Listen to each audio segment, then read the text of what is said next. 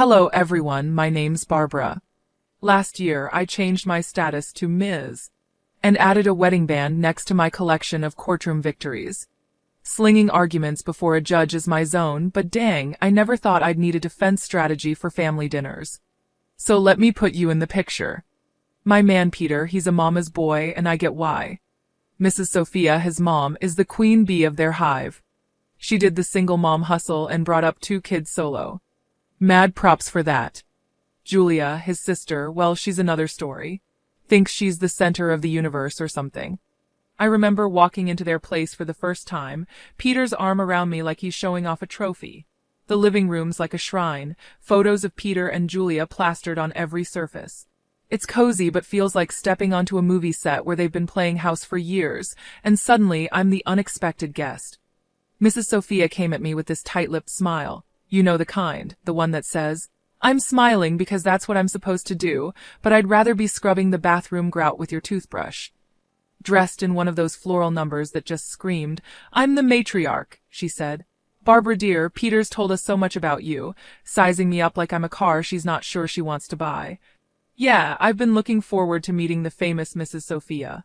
"Peter's done nothing but sing your praises," I said, trying to thaw the room a bit. "Oh, how sweet," Julia chimed in.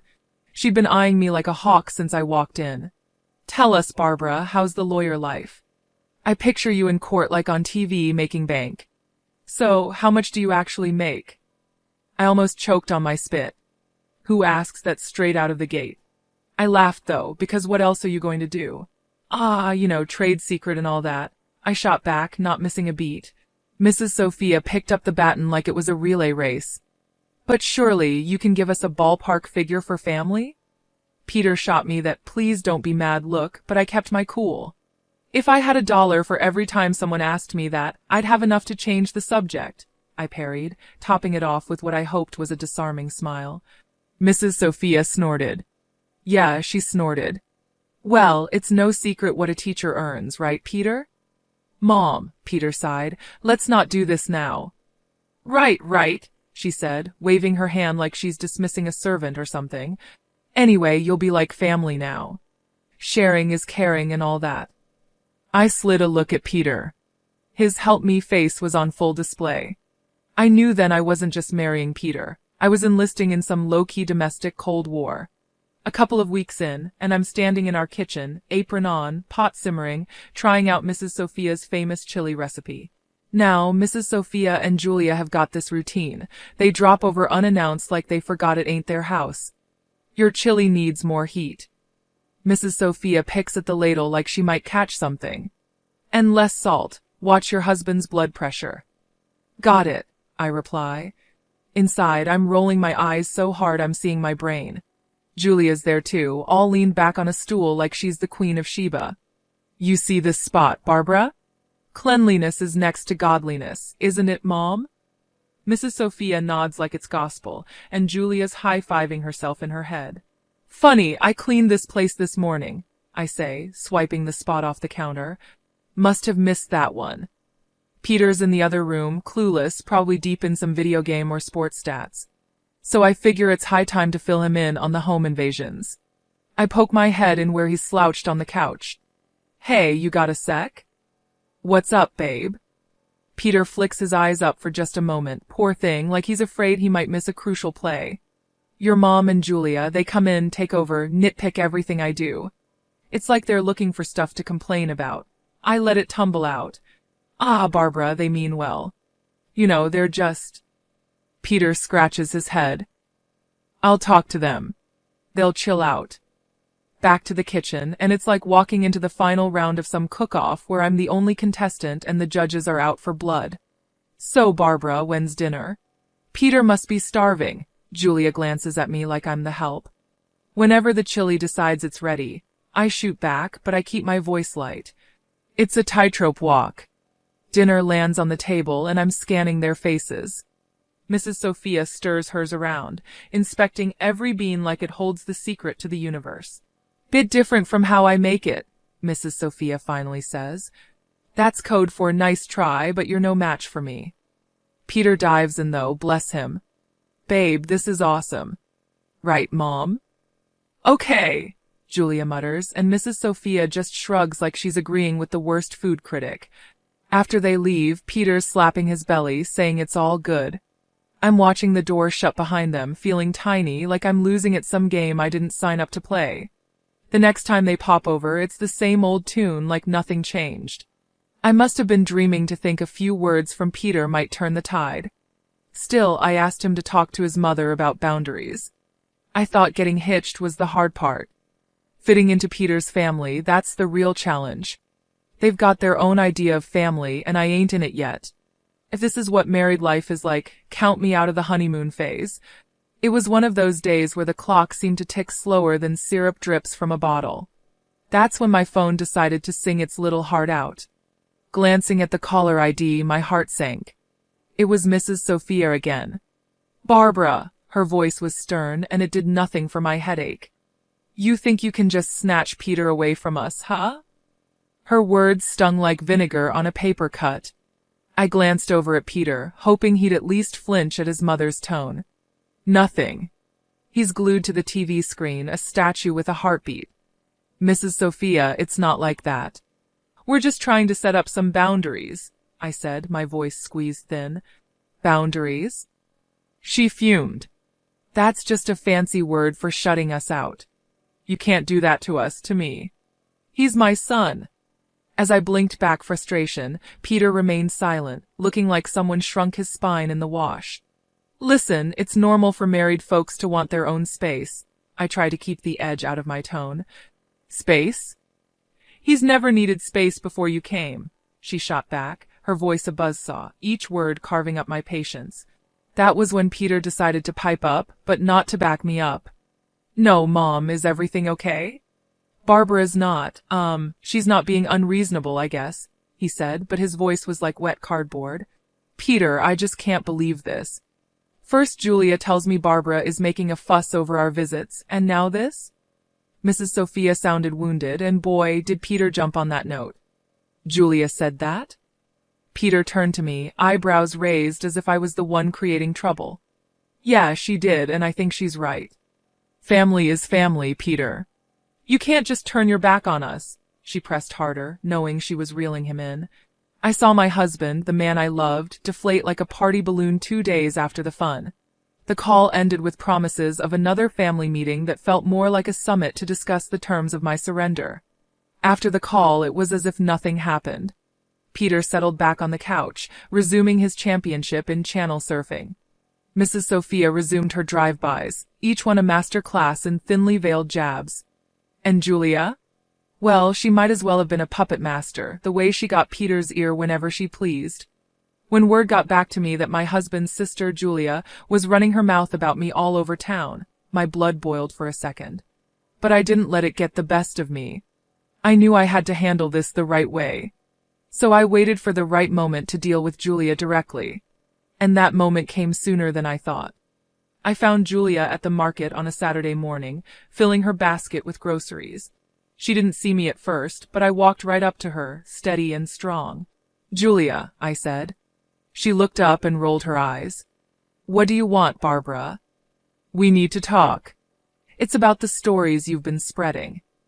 She snorted loudly, a smirk spreading across her face. Stories? I don't know what you're talking about. The rumors, Julia, about me. Emily's bossy. Emily's this and that. Cut it out. She laughed, tossing an apple up and down in her hand. And what are you going to do if I don't? You think you can boss me around? I kept my cool.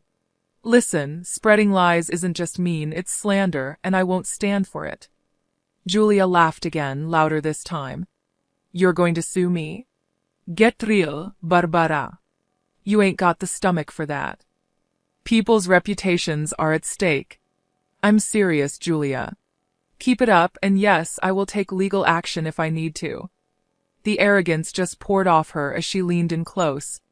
You're in way over your head, little Miss City Lawyer. Gonna take me to court? This isn't a joke, Julia. I'm giving you a chance to stop this nonsense before it gets serious. She shoved her face closer to mine, a challenge plain in her expression. Bring it on, Barbara. Do your worst. With that, she spun on her heel, almost knocking over a display of canned beans, and left me standing there. Her laughter echoed through the aisle long after she was gone. I walked back home slower than usual, turning everything over in my mind.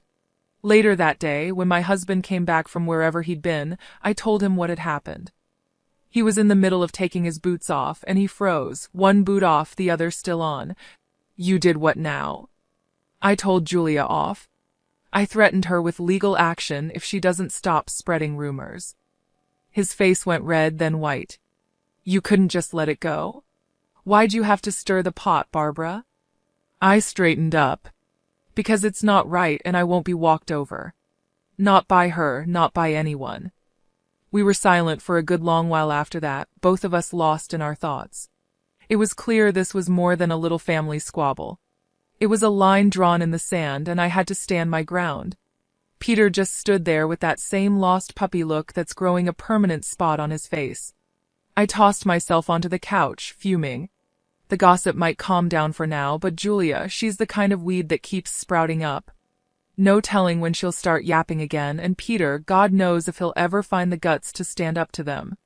Right now, though, I just need to cool off, figure out my next move in this messy game they're all too eager to play. The whole mess with Julia had me weighing my options like a pros and cons list in my head. I mean, I signed up for a life with Peter, not a daily soap opera with his family. With things going from bad to worse, the D word started rattling around in my brain like loose change in a dryer. Then, as if on cue, Mrs. Sophia, the town's self-appointed gossip queen and Julia's godmother, rang me up.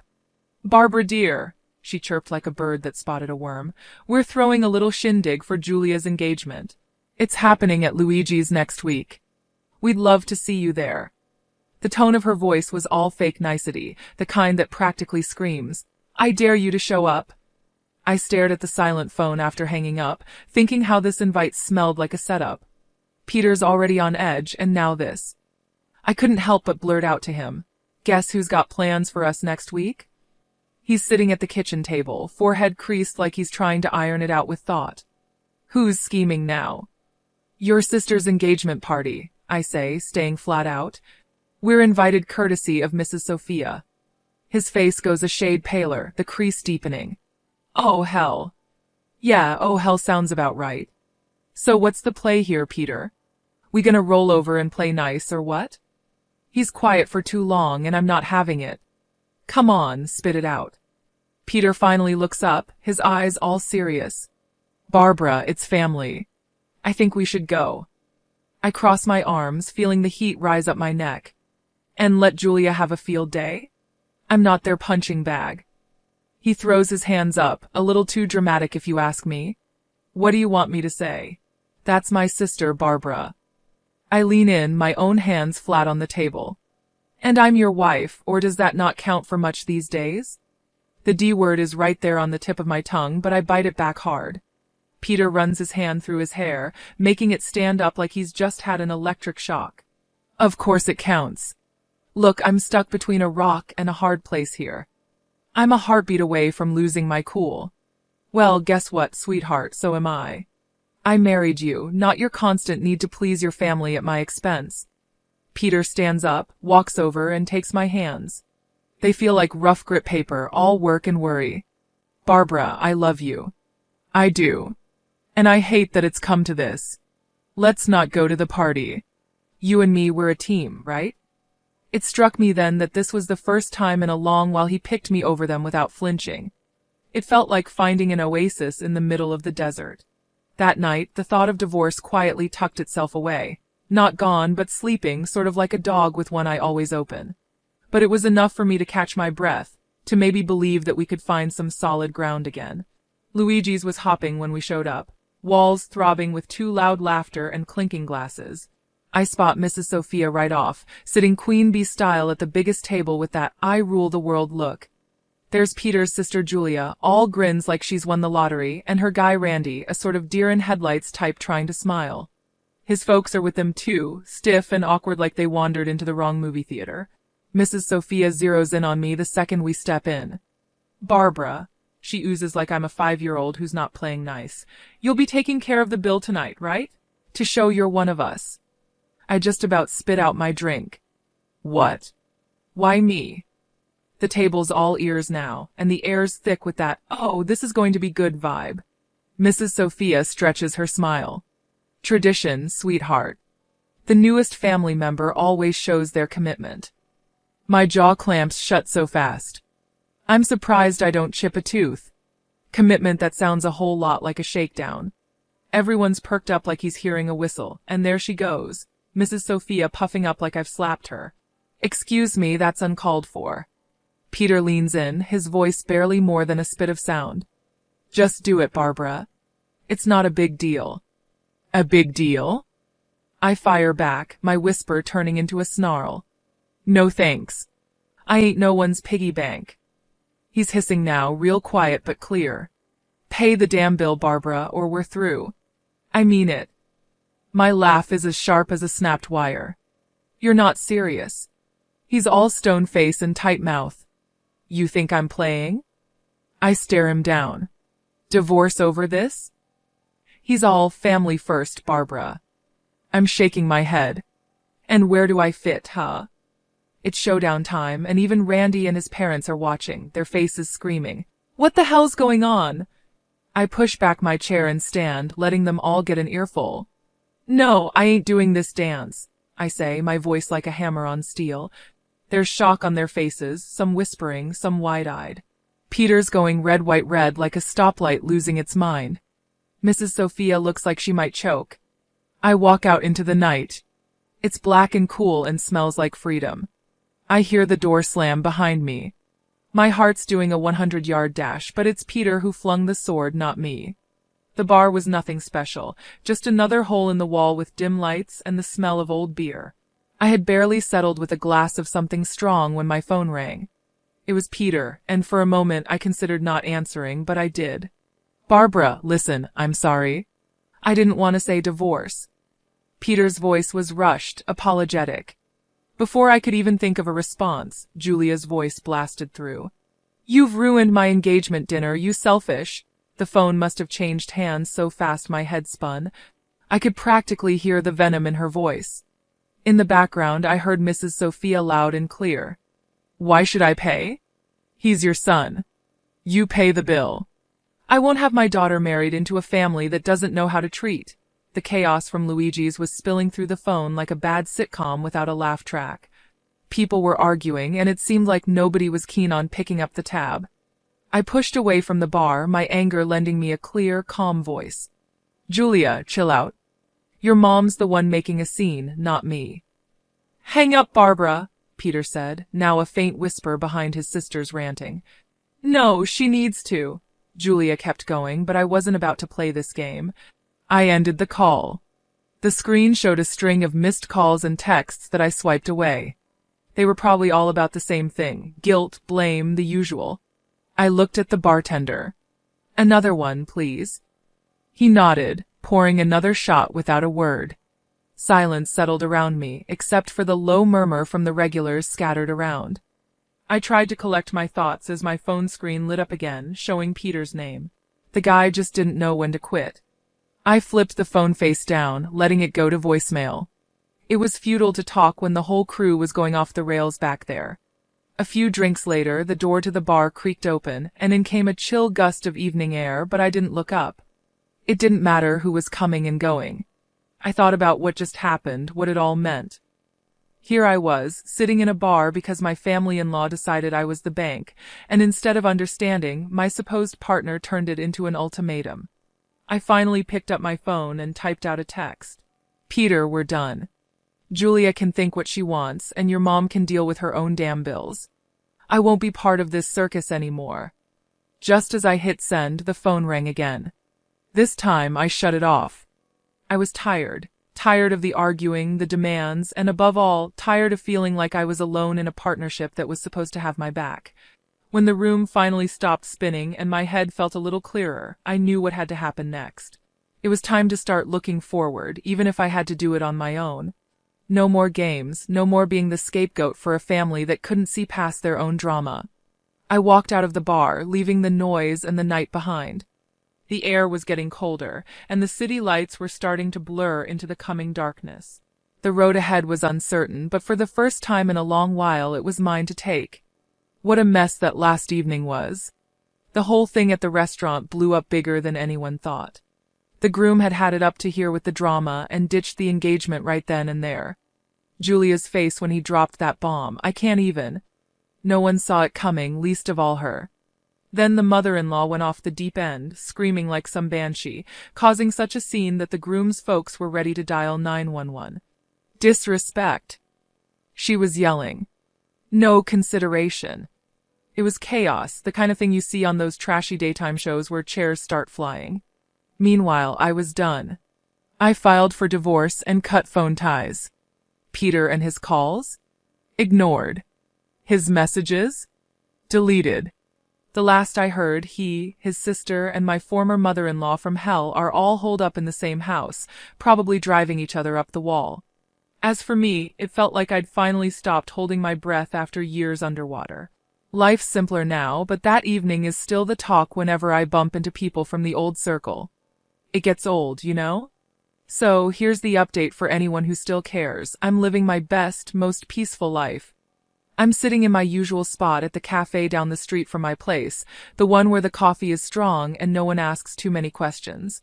The barista gives me a nod. The usual? He asks like he's asking if the sky is up. Yep, I say. That's what my days are like now, no fluff or meddling in-laws. Work's a breeze when it's just that, work. Free time is mine to enjoy without a sight of guilt trips or obligations. I curl up on my couch, that one piece of furniture that's followed me through all the moves. The springs are shot to hell, but it fits my back just right. I flip on the TV, watching some crime show where they catch the bad guys by minute 40. The peace is what gets me, not eerie or lonely, just peace. Breathe in, breathe out. No more walking on eggshells or cleaning up family feuds. This is living. When I hit the pillow each night, it's with a sense of, I did it. No pat on the back needed. I know my worth, and finally I'm living like it. I'm eating my lunch when the phone dings, a message from a number I don't know. Probably Peter using someone else's phone to reach out. I delete it without reading. Not today, Satan. Not ever, actually. They used to say, you'll regret this, but here I am, not a single regret in sight.